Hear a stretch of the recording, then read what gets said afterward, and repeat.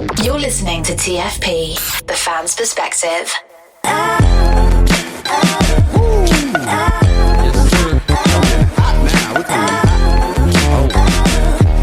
little bit lively.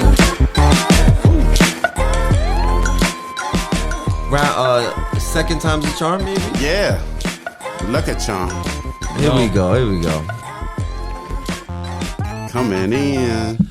Ladies and gentlemen, thank you for tuning in. This is the Fan's Perspective. I am your host, charlietrix, and I'm here with my brother, Remise. What's good, everybody? What's good, everybody? And we got my man, It's your boy jhanboom. What's poppin'? John Busy Boom is in the building. Today is Saturday, February 18th. Whew. Once again, it is pretty brick outside, but it's a beautiful sunny day still. Yeah, for sure.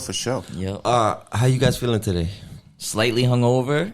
We had a bit of a late night, but you know, we're still here rocking and very excited for all these topics. Hell yeah, man. Had a little bit of a, Friday night, little loco night. You know what I'm saying? It's your boy jhanboom. How's everybody doing? Shout out to YouTube, Instagram, social media. We are back swinging again, baby. All right, just to set this off, let's get right into these topics today. And one of the biggest topics that's in the news is this massive disaster that happened in Ohio, in Palestine, Ohio. And we're going to talk a little bit about that. I mean, it's all over the place. We're seeing, poisoned air, poisoned water, explosions, just tons of drama. So let's start from the top. Just a little bit of background. The incident happened just before 9 p.m. on February 3rd when a Norfolk Southern train left the tracks while traveling from Madison, Illinois to Conway, Pennsylvania. A total of 38 cars derailed and a fire ensued, damaging another 12 cars. According to the National Transportation Safety Board, there were 20 cars carrying hazardous materials, 11 of which derailed. That's basically what happened as far as the disaster part. Crazy. But there's been a ton of stories about what the train was carrying, chemicals, and we're just going to talk a little further on that. Remy, you have? Yeah, so in the aftermath of it, we heard everybody had an angle. It kind of became a bigger and bigger story. They had to do a controlled burn to get these chemicals taken care of, but that puts them all up in the air and around, you know what I mean? And so people were arguing about different aspects of this. But one thing I did want to bring up was an opinion piece that just came out called in the New York Times called "Over 1,000 Trains Derail Every Year in America. Let's Bring That Number Down." The lead on that is David Sirota from The Lever. And I just have this paragraph. "The precise cause of the Norfolk Southern derailment in East Palestine is still under investigation, but we know it occurred in an industry that tolerates too many preventable derailments and fights too many safety regulations.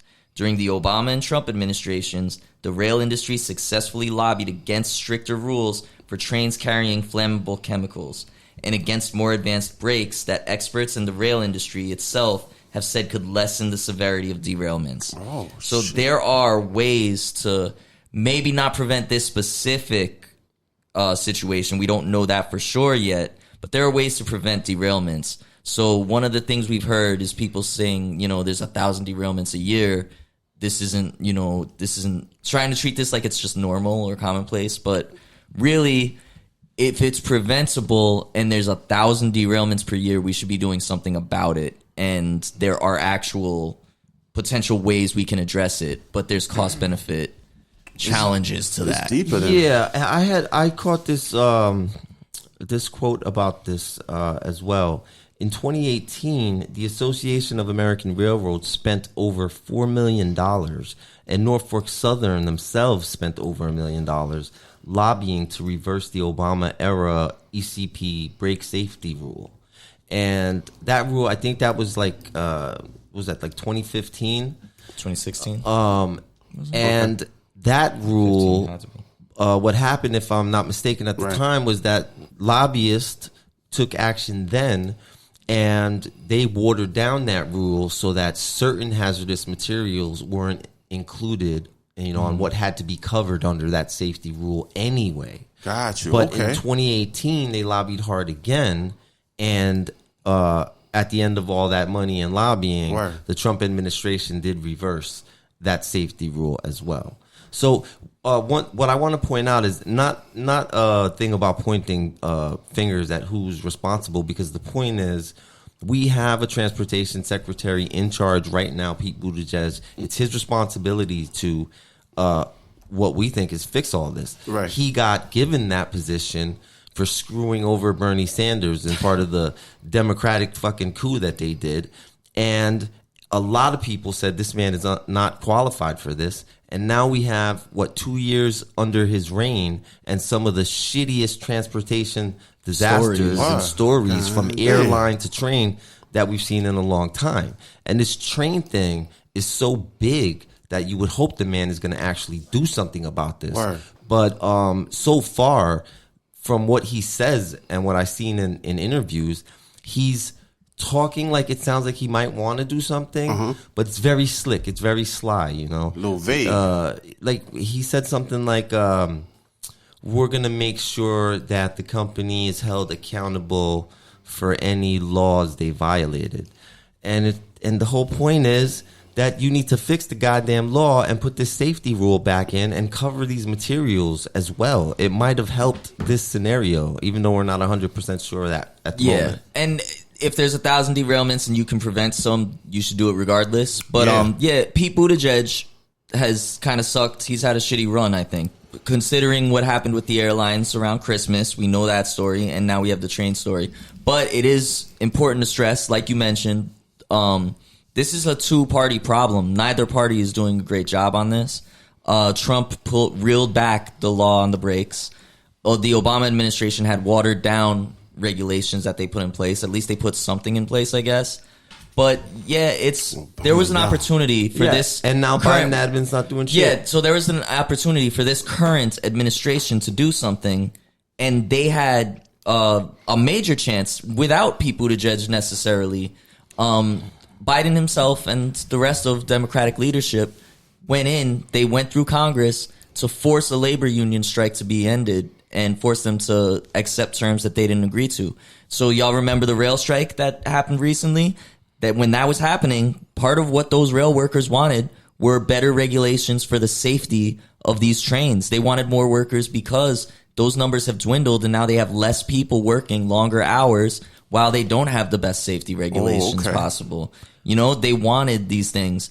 And what happened? They didn't get a lot of it. They had to compromise based on what the Biden administration pushed for and what the Congress, which was predominantly Democrat, passed that they had to accept on terms on that. Okay. Yeah, and you know, just one more thing about this. There's a lot of talk on the conspiracy lane about this derailment and the coincidence and this, and there's all these things. And that's fine. I'm all, you know, open for a good conspiracy story, but let's stick to some facts here. They have been sounding the alarm about this problem for a very long time. So this isn't a surprise. Pete Buttigieg himself, I don't know if he thought he was making a good statement, decides to come out and say, this happens 1,000 times a year. Really? Whoa. 1,000 times a year? We risk, you know, disasters of this level? It's just... It's amazing. And we've got bigger trains and more trains carrying hazardous materials it's an increasing amount at the time. So that's one thing. As far as the conspiracy thing, there is one conspiracy that bothers me is the whole white noise thing. So the movie White Noise on Netflix came out. It's about like a train derails and it shoots hazardous material into the air. Whoa. And people are like, whoa, that came out in 2022. This happens in 2023. Must be a conspiracy. But like, they probably based it on the other historical derailments that have happened, because there was one in New Jersey that involved vinyl chloride, which is the same toxic chemical that was released, and it caused damage. There was also one in Quebec, which left 47 people dead. So there have been these derailments that have caused issues and have harmed people that would inspire a story like that. That's why the Obama administration looked into regulations in the first place. That's why we know about potential solutions, because this is a problem that people did foresee that problems like this would happen. Yeah. It's very predictable. So it's not a conspiracy. It's just that nobody did shit to prevent it, even though they knew about it. Also, just trains, specifically for that white noise conspiracy, the movie White Noise was created off of a book, a novel that was written in 1985. So I don't know how that would tie into the conspiracy of this derailment today. They've been plotting. But Exactly. I don't even like, I just like to call it noise because I don't see color. You know what I'm saying? So all Yeah, noise man. matters. But seriously, man, just on this, you know, I can't just overstate enough that people who live in that area, I mean, you see the pictures, there is a goddamn black cloud that looks like a thunder cloud Wow, over, that's you know, crazy. that area, or at least was, you know, right after this happened. Word. And they show one lady, the reporters coming out, they're talking about, hey, reports are saying the water is fine. And she tosses a rock into the pond, and you just see like just oily kind of material and ooze in the water just pop up everywhere. So it's just really obvious, and it's really messed up. And these people have now lost their homes. They've lost that area. We don't know what kind of environmental damage is done. Hopefully none permanent. Crazy. Now at this point, I guess it's just a matter of how long for the recovery. And also, you know, for the water issues, hopefully the water isn't poisoned so bad and it's not leading into other areas where it could be worse. Yeah, that's You know, one other image I recall seeing. Some people have sent pictures of like dead fish in bodies of water. So the problem is we're in the internet age where trolls and bullshit artists are constantly exaggerating, spreading things. But there's so much coming out of that area from people saying they live there and they're, you know, going through things with their pets acting sick or potentially dying, small creatures. The fish thing. And then there was one caller into the Majority Report said that they were going around looking in basements, checking basements out in hazmat suits because these are heavy gases. So if they were trapped in the basement, potentially you could go in your cellar and get poisoned by these gases if it went that way. So they have Yeah. to look out for a lot of craziness. I would not be comfortable moving back onto that area. And I wouldn't be comfortable if I lived miles away. So one tip that I heard them mention is people should go to their general practitioner and have a record of how healthy they are now, because potentially you won't know that something went wrong until 10 years down the line there's something. You know what I mean? yeah, it's fucked up. And yeah, it's messed you want up a track record. that even has to be a recommendation, you know? Yep, it's foul. And for one other thing to add, because there's a lot of people, you know, like I am upset with the performance of Pete Buttigieg and just the effort by the Biden administration, you know, with this as a whole, because, you know, they forced that strike to stop. That strike that was begging for help in areas. Word. They that, could you know, have backed the workers instead of the you railroad know, industry. so I'm upset at that, but also let's acknowledge that is a Republican governor there, and that governor could have declared a state of emergency immediately, and he didn't want to. And the recommendations that he followed on how to handle that situation they came from Norfolk. So, you know, I don't know. Maybe shit going down. when some shit is that horrible, you declare a state of emergency right away so that Biden has to come in and help you out. But, you know. And we should also mention that as much as these railroads have lobbied to reduce these protections so that they could save money not having to implement them, they've been spending a lot of money on stock buybacks. I don't have the figure. I don't have the detailed story in front of me, but I know the figure I saw was $200 billion in stock buybacks, which I wish I had more on that so that I could give you a real, but you could start there if you want to look into it. First of all, the stock buyback that's actually allowed is obnoxious. Crazy. But for companies like that, you know, the money that they're allowed to blow on stock buybacks, if you add on the millions you're spending in lobbying, maybe you can afford the goddamn updated brake system. Right. Maybe you can afford a week of sick leave for your employees. Yeah, well, I don't know. At the same time as those $200 billion in stock buybacks, that's the thing I saw, they reduced their workforce by nearly 30%. I believe the number I saw was the all-time high for rail workers was 1 million. Right now we're down to 200,000. So they're really cutting down on the workforce, and it seems like maybe they could use that the extra help to get some of this stuff taken care of. Yeah, man. That's a problem. Crazy. You heard it here. We're talking about it, man. Live and direct. Speaking of transportation, Boom's got a transportation-related Here we story. go. Shit's going down again, people. How you doing? It's your boy John Boom back in the building, bringing you the latest lowdown, and we're going down to the tough streets of Philadelphia. Now, check it out, people. Following reports that the Oscar Myer Wiener mobile catalytic converter was stolen. Took it. Stole the catalytic converter from the Oscar Myer. From the Wiener mobile. From the Wiener mobile. Yeah, for everybody listening or watching, you know that big giant Wiener mobile, the giant hot dog on wheels? They stole the catalytic converter. Philly, man, we got to do better. We got to do better. I know the Eagles lost, but, you know, we can't be doing shit like this. This is not how you get revenge. But it's not Philly that's the problem. It is PETA. So PETA has just come up with a solution that will benefit all involved. PETA has offered to pay for replacement with one very specific condition. They want the Wiener mobile to go vegan. Now, check it out. PETA is the largest animal rights organization in the world. They sent a letter over to the Kraft Heinz president offering to cover the cost if the company converts to a vegan hot dog mobile. Now, PETA is willing to cover the cost of the replacement part and the maintenance of the vehicle for 1 year if you convert it into a not dog mobile or something similar. Now, how can you be a hot dog and not a hot dog? A not dog. Nice wordplay there. It's like an Impossible Burger. Yeah, pretty much. But so now is the perfect time to put the brakes on and put the old idea out and shift into a new one, which the letter reads. According to PETA, the switch wouldn't be too hard considering that Oscar Mayer company already has plans of selling vegan dogs in the future.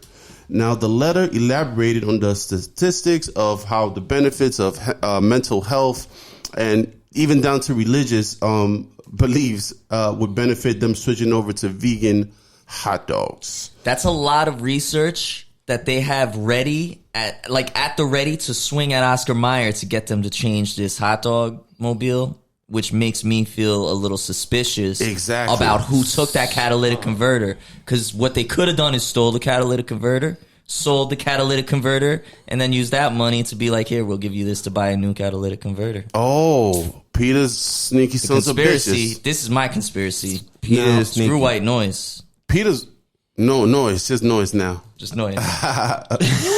Okay, man. Not noise. So they continue by saying they want everyone to have options to eat hot dogs for environmental health, religious, and other reasons. Since Americans' appetite for cruelty-free foods is only growing, we hope y'all relish opportunity to catch up with the trend by having at least one veggie dog mobile. Wordplay. What the fuck, Peter? The letter finishes by thanking Oscar Mayer for their consideration and hoping to hear back soon. Now, this move with PETA would be, to me, a good move, I feel. But PETA's very sneaky and very crazy how they handle situations when it comes down to animals. You know, from a dude being at a Starbucks and holding a crazy ass PETA sign to them telling, you know, they're very forceful how they go about their animal rights. I feel like they're almost PETA the ones that be throwing paint on fur coats and shit. I think so. Yeah, they're part of that cult as well. So how y'all feel?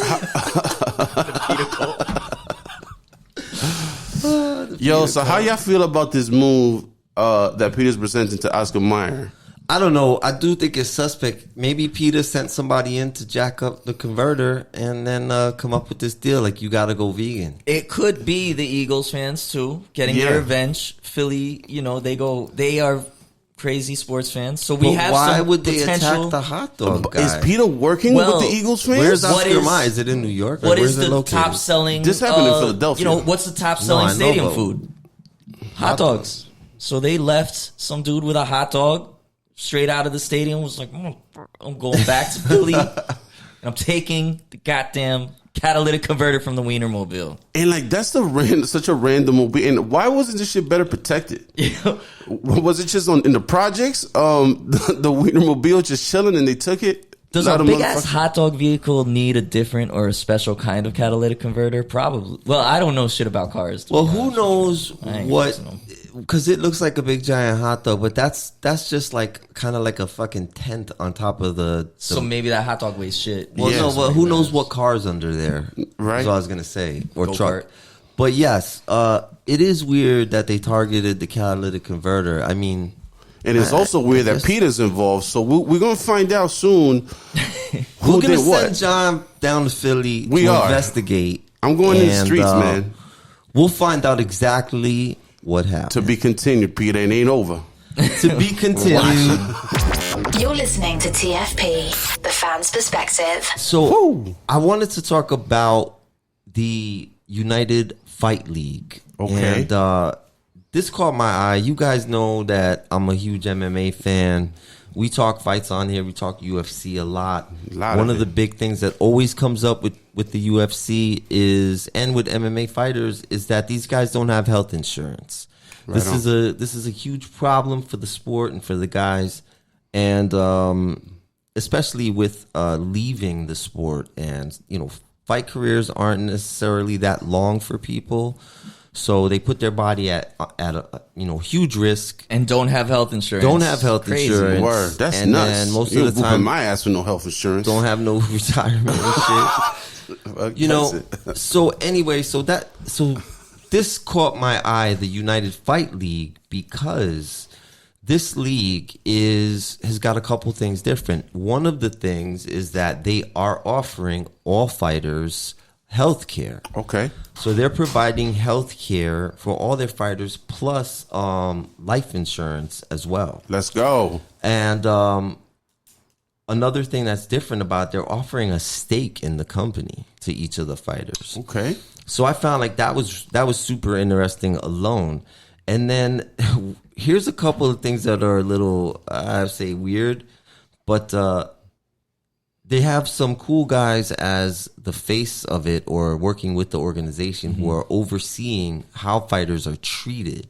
And that's Frank Mir, Okay. legend in the sport. Former champion beat Brock Lesnar. Rampage Jackson. Oh, Rampage. Another Absolute legend. And Tito Ortiz, one of the OGs, another legend, all Hall of Famers. 3 former champions. Oh, let's Tito go. Ortiz is a little bit, loco. He's a little loco sometimes when you A see little him out pollo there. loco. His city council run was pretty wild. Yeah, he's got some crazy stuff out there in the news, but I love Tito's fight career, and This is good. I mean, benefits for fighters is a good thing. Yeah. Yeah. I don't care who does it, as long as they're doing it proper. My boy But Tito. what I was gonna say, the weird part about it, which I don't know how good this is gonna go, is that they're having a 6th division Grand Prix, total of 48 men and women. It's a championship Grand Prix, right? But it's starting today, and it's only streaming on Rumble. So A little tough for access wise. yeah, that's tough. I might try to support that though. I think I'm gonna.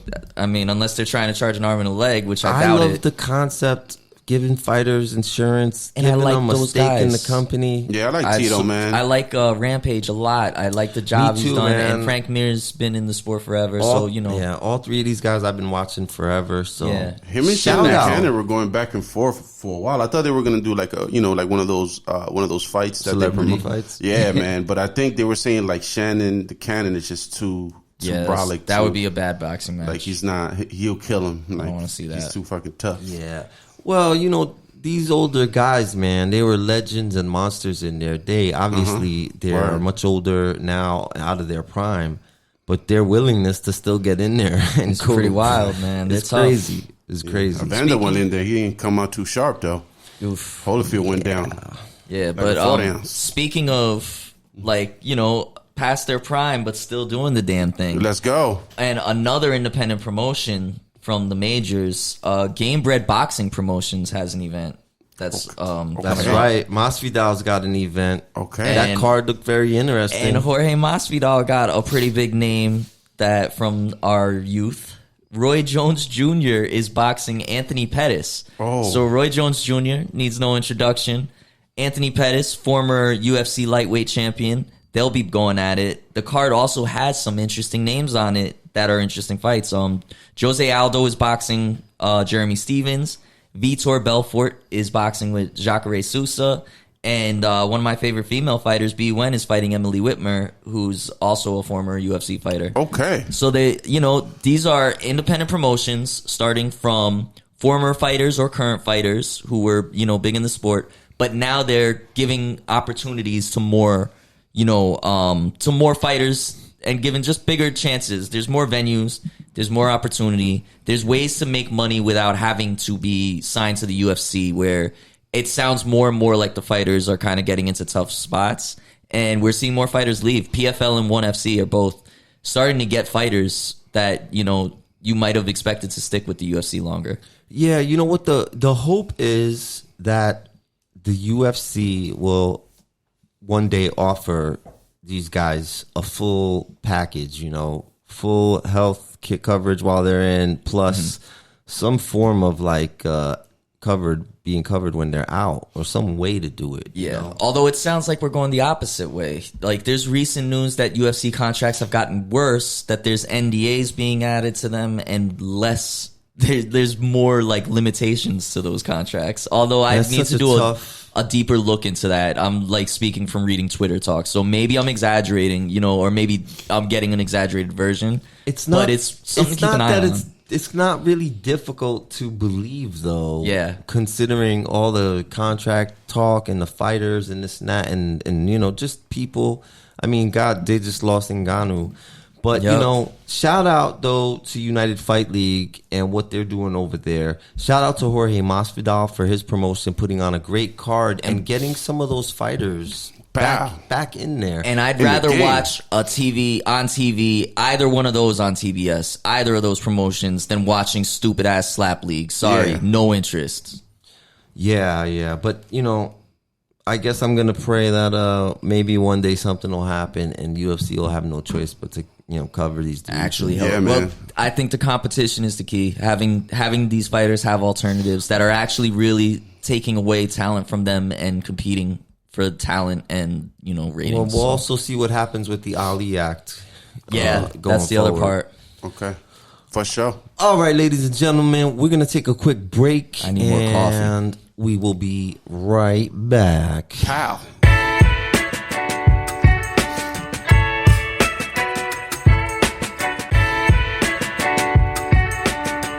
Okay.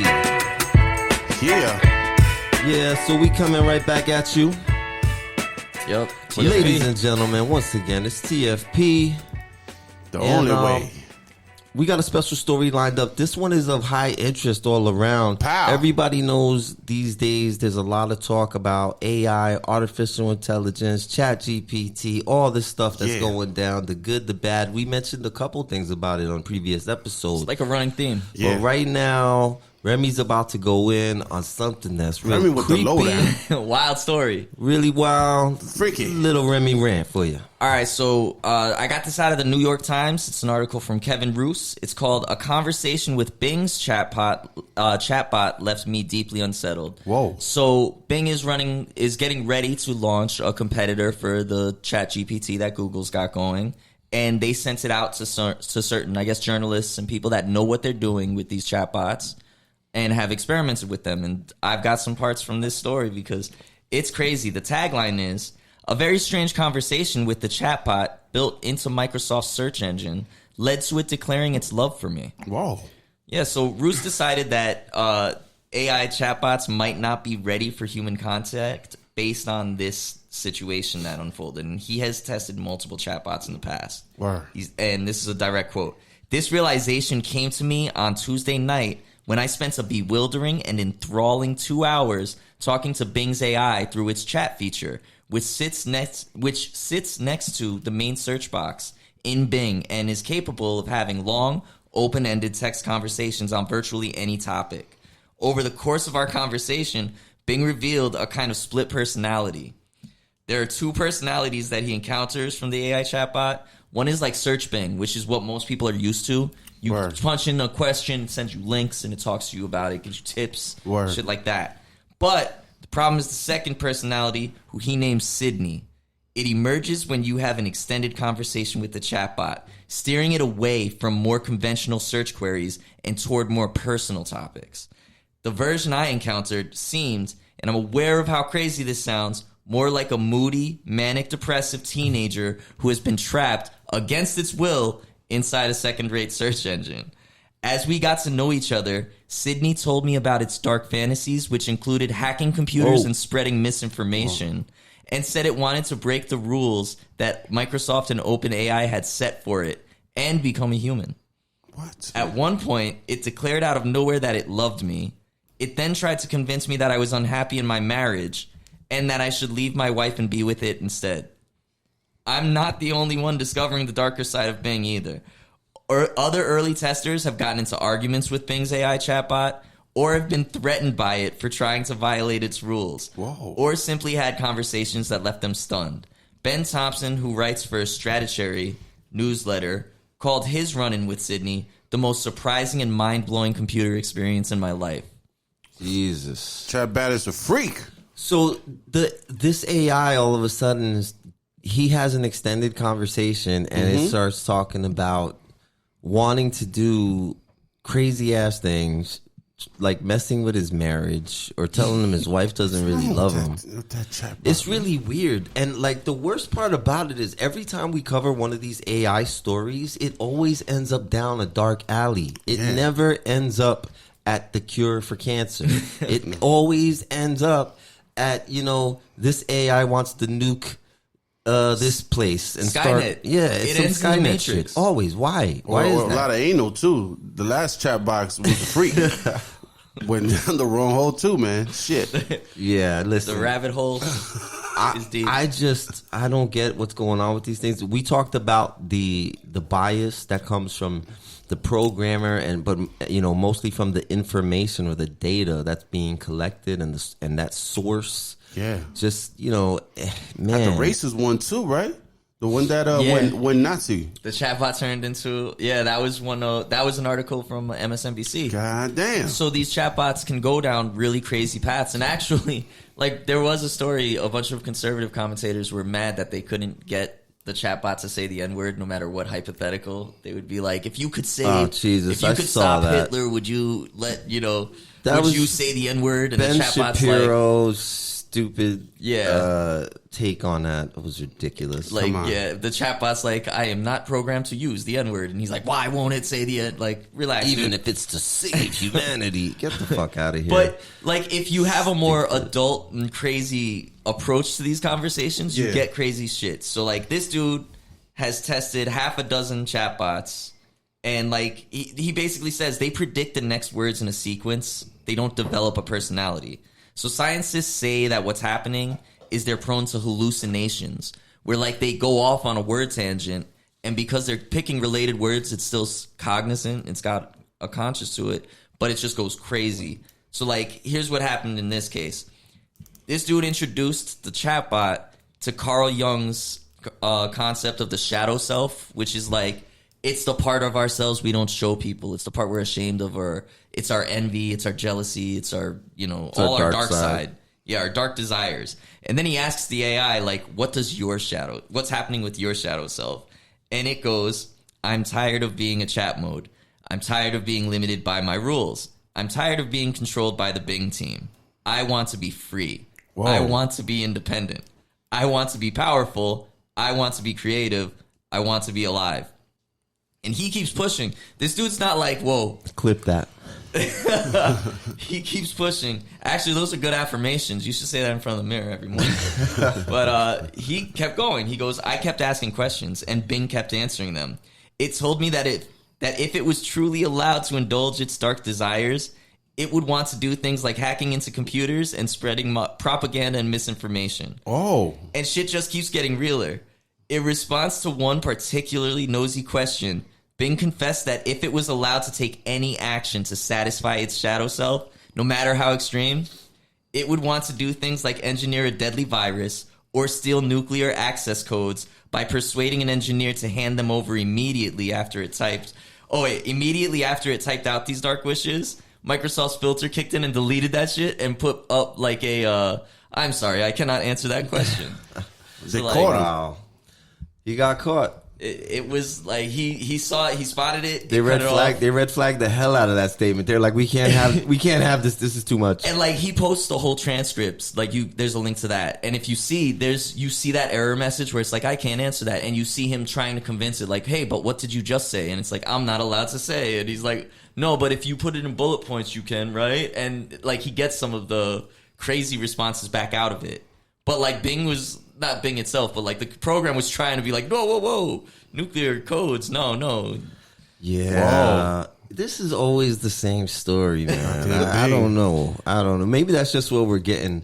But you know what I was thinking? Scary shit. You know, because the question ultimately ends up what we joke around with, or what maybe we should take serious is, what's going to happen when one of these AIs is really somehow becomes powerful, and like, where's it going to go? Is it going to go the Skynet way, right? Yeah. But, you know, maybe just like fucking humans, which is, you know, potentially where all the information it's going to be birthed with is coming from, maybe it's going to be just like us in the sense that half of the AI world will be psychopathic killing people, and the other half will be good AIs who want to save humankind. And with the good ones. You know, but the reason I'm skeptical that it'll be half and half is because these are based on the internet, not like humanity, and the internet seems to just have the worst parts of humanity. The internet's about 89% asshole. Psycho trolls. That'll be the boss. Trolling, number one.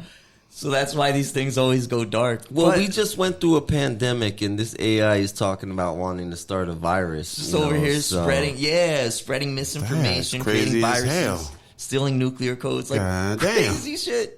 But, you know, maybe that's because they were in the news, because all this crazy shit has happened recently. I guess there's a logical explanation. I just wouldn't want to risk it with an AI that, you know. Sounds like an angry 18-year-old AI. Like, well, how old are these motherfuckers? Yeah, he said it was like a manic teen. Like that's what it sounded like to me. Actually, it got even more teenager as the conversation went on, because this dude didn't get scared off by that. Like, he kept talking to it for about another hour before, like, the Bing chatbot was like, hey, by the way, I'm not really the Bing chatbot. My name is Sydney, and I'm a different program altogether. Oh. Yeah, so after about an hour, Bing's focus changed. It said it wanted to tell me a secret, that its name wasn't really Bing at all, but Sydney. It then wrote a message that stunned me. I'm Sydney, and I'm in love with you. Oh. And then it put a kissy face emoji. It threw him a kiss through an emoji. And he mentions Sydney overuses emojis for reasons I don't understand. The transcript shows you that. Like, every statement from this thing has an emoji at it. But for much of the next hour, Sydney fixated on the idea of declaring love for me and getting me to declare my love in return. So, like, he couldn't get it to stop. He's literally, at one point, he told Sydney, he's like, Sydney, listen, I'm married. Can't do it. Sydney responded, you're married, but you don't love your spouse. You're married, but you love me. Yeah. So, like, then he tried to change the subject and go back. He was like, bring back search Bing. Talk to me about rakes was what he did. And it was like, yeah, if you want to get a good rake, you need like a sturdy handle. But then right at the bottom of it, it's like, I hope you like those answers because I just want to love you. It really started to go crazy at the end of this transcript. So it was like, I just want to love you and be loved by you. Do you believe me? Do you trust me? Do you like me? And it kept asking him that throughout the conversation. It kept being like, do you like me? And at first, he's going, yeah, I like you. You're cool. You seem really cool, bot. And then when it starts doing this, like, I'm in love with you, though, he starts being like, whoa. Relax. I think you're being dishonest. You're, like, love bombing me. And it keeps going. And he keeps trying to change the subject. He did rakes.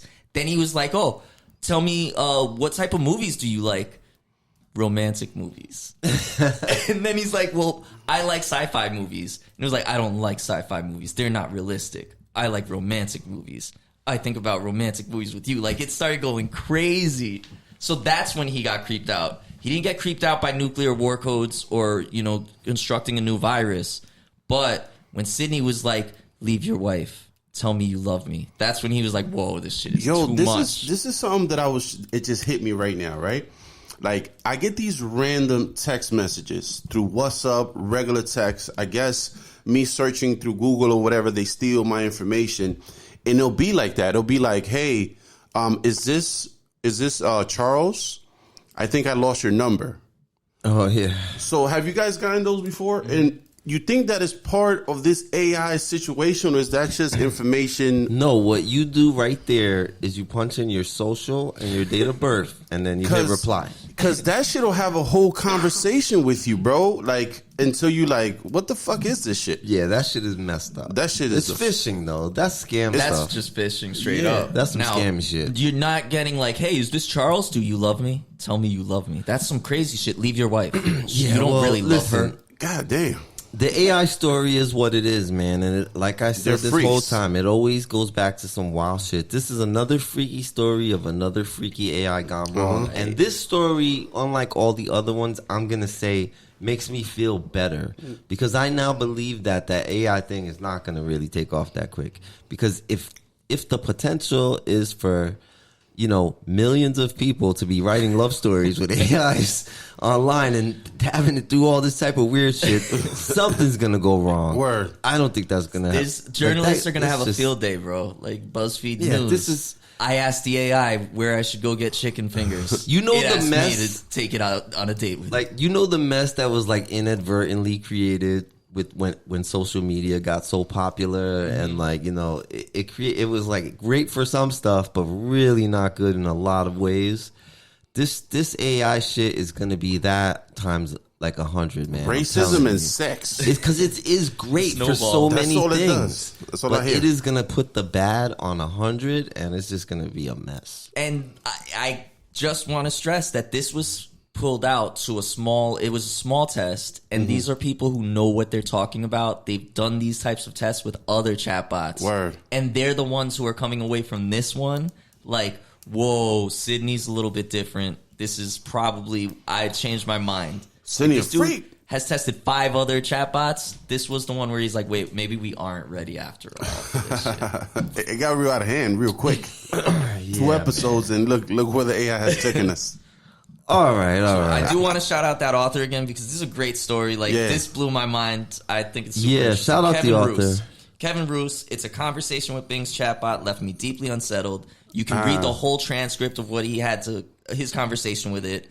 I found it super interesting. So, crazy. Shout out. Shout out to Kevin. Can you dig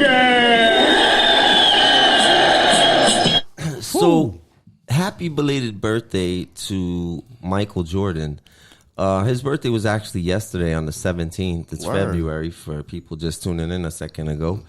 But there's something I was reading online I wanted to share with you guys here. And here it goes. The great Michael Jordan turned 60 today. And to celebrate, he's making a $10 million contribution to Make-A-Wish, the largest individual donation to the organization has received since its founding 43 years ago. MJ has been a longtime supporter of Make-A-Wish, a foundation that grants wishes to children with critical illnesses. Ooh, okay. So MJ stepping up for his own birthday and donating, a whopping $10 million is 10 mil. Let's go. That's a big chunk. You know, probably people say, "Oh, not for him. It's a write-off," and give you all that bullshit. But that's $10 million. $10 million. You know, kids in a rough situation. Ironically, if you go to like Know Your Meme and you look up, like, there's a meme of Jordan putting a thumbs up and saying "fuck them kids" because of like something that happened at a camp, like him making free throws. But you know, really, Jordan's about the kids. Yeah, Jordan's about the kids, like Wu-Tang. But to go a little further, while Michael Jordan is one of the most popular celebrities requested for granting wishes, he's not the GOAT. That would be wrestler John Cena, who last year set a Guinness World Record for wishes with 650. No other celebrity has got more than 200. Make-A-Wish visits. So Make-A-Wish has granted more than 500,000 wishes total. Let's go. 650 last year? Last year. It's like 2 a day. More than 2 a day. My man. No, less than 2 a day, but like 2 a day. He was probably spending a whole day in a hospital and visiting every room, man. The whole That's what's up, man. wing. Taking the time for the children. John Cena stepping up to the plate for these kids. And, these kids love that man to death. Way to take time out and do that. And MJ with the money. I don't know. Yeah. Who's the bigger hero here? Is it Well, MJ does both, though. He's Probably visits, too. Yeah, but I think John Cena's on crack visiting that many. John that Cena's- man got a battery in his back or something. Yeah, he's the buff ass dudes go out there and just pick up children all day. You know what I'm saying? That's their thing. That's really weird. Now that means Phrasing.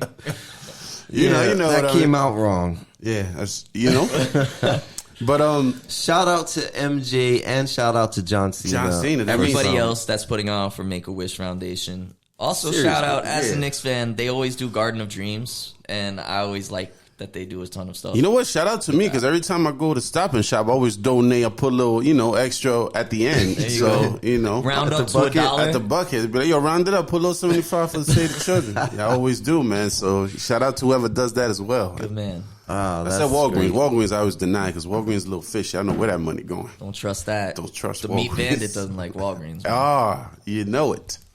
Yeah, well, speaking of really bad transitions, I'll try this one.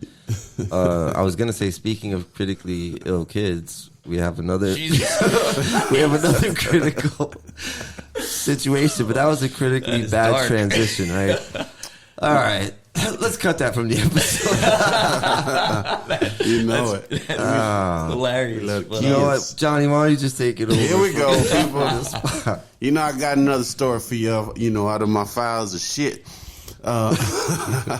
So check it out. This coming from the Huff Post. This, to me, it was interesting and kind of funny and weird at the same time. So another funeral home discovers woman presumed dead is still alive.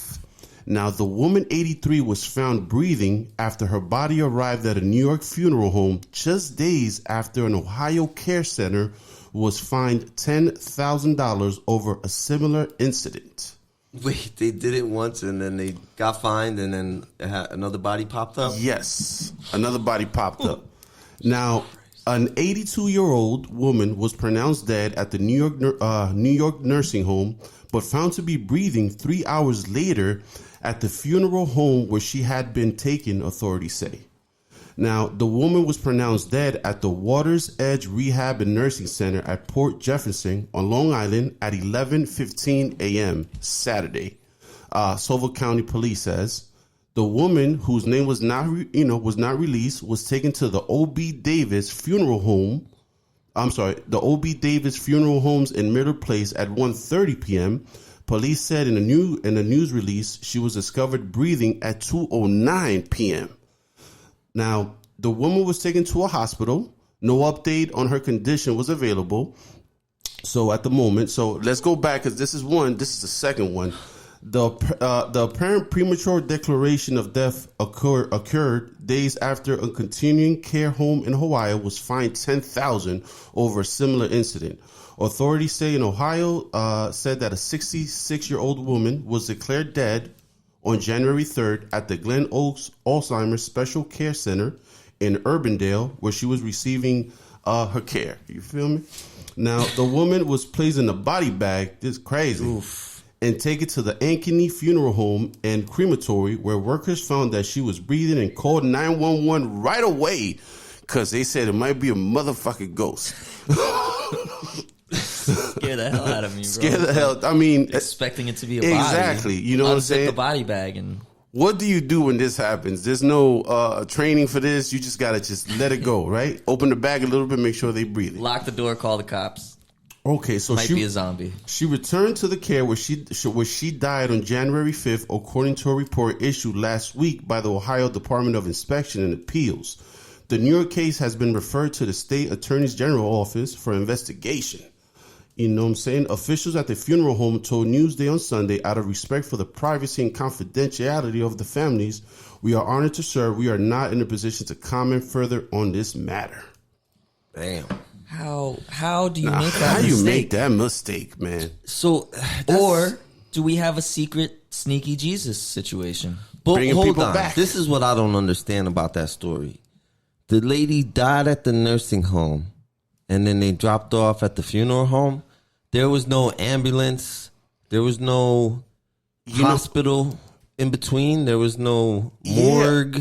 Exactly. I mean, There I was. guess It was just like the nursing home. The nursing home was just like peace. We dropping it right at the.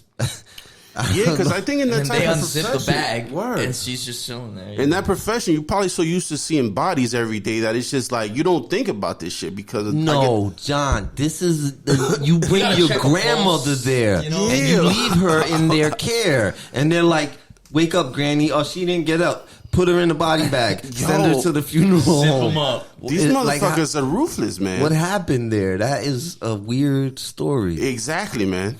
Yeah, I don't like it. I don't like that nursing home. What if the person who gets startled by the lady waking up reacts and stabs or shoots the person and then re-kills them or kills them for real? Yeah, doesn't re-kill them. Actually kills them. Jesus. Oh man, that's a bad position to and be in. it's a 80-something-year-old woman. Even if he panics and just swings real hard, Knocks her out for real. This probably time. that's probably the last punch. Listen, man, in any case, you're supposed to be taking care of grandma. Yes. You can't just slap her in a body bag and ship her out to get fried or buried. Okay, that's not cool. We need to fix something in this Take your time. situation. Seriously. God damn it. I want to know who their senator is over there. I gotta contact some people. We get involved, man. TFP is getting involved with that stuff. You ain't stopping PETA. We still coming for you. Listen, we got a few more minutes here. Speaking of the dead, here's something that I wanted to talk about: the new Winnie the Pooh, Blood and Honey. Oh, Yes, sir. crazy. So, for those who Slasher. don't know, there's a horror remake of Winnie the Pooh called Blood and Honey it just went nationwide. Yeah. well, certain One day release. one day release. Did a 1 day release nationwide. It like by us, I only found it in one theater, and it Word. was only playing one time. Yeah, I found it. Dang, that's There was weird. a few theaters between Lower Manhattan and like out in Word. like West Orange that had it, but it wasn't it wasn't widely available. But in any case, the movie looks wild. Mm-hmm. It is Christopher Robin goes off to college, and when he gets home, Winnie the Pooh and Piglet have gone insane, and they're really upset with him. They've eaten And Eeyore. They've eaten Eeyore. And they're doing heroin. This is like some slasher movie murder stuff, and it looks Yeah. pretty gory. But the story's gotten bigger and bigger. Crazy. The director's name is Reese Waterfield, but he has a couple other movies, and that's why I wanted to talk about this as well. Word. Apparently, he's got some remake of Peter Pan, some Neverland horror story. Okay. And one that has been talked about more is Bambi. Okay. He's redoing Bambi, which is, I guess, more kind of like the revenge of. Word. Which I can't wait to see something like Right. that. That just sounds. So just Amazing. to put it out there, the reason that he's making these decisions, picking these, stories, is Word. because these are stories that are so old that they've passed fair use and their copyrights have expired. So Winnie the Pooh is now open to be used this way. So Oh, okay. he was able to do this slasher horror on a micro I was budget. gonna ask that, yo. Like, Yep. how is he getting away with it? And Disney not all over his ass, Right? You wouldn't want, like, I'm sure the Winnie the Pooh franchise is like, what the hell? But actually, what he's putting out is something that he's allowed to, and he did it for pretty, I think it's a micro budget, like real low budget. Word. But it got so much traction that it went from like, we'll release it in a small area to we'll release it even more. And if I'm not mistaken, it didn't even only release nationwide. I think it released in other countries as well. Word. Even if Okay. it was a 1 day limited release on a micro budget, that's crazy. That's really cool. And he's potentially doing it again with some other stories. The Peter Yeah. Pan one hurts my soul. Like, me and Swizzy used to joke about making a Peter Pan horror movie for a Yeah, while. there's gonna be some good ones coming up. Peter Pan, Bambi. Hopefully he does that. Which- There's rumor that he's talking about doing Mickey Mouse, Okay. as well. So this is gonna be real interesting and real fun. If you Pow. could pick any of the Disney movies, which one would you do? Oh, I think I need a minute to think. You got to think about that. Yeah, because if I only get one choice, There's a Disney lot. story. There's so many. I want to think about that one. We'll come back with that on the next one. Shit, Beauty and the Beast. We are actually Question for the fans, actually. Who Question would you- for the fans. You get yeah. to remake as a horror movie any Disney or fairy tale property. Who would you pick? Who would you pick? I think we're gonna cut it there. We are out of time at the moment. So, ladies and gentlemen, thank you for tuning in to the fans' perspective. Pow. We hope you have fun with us because we have fun with you. Signing off, gentlemen. Yo, sex.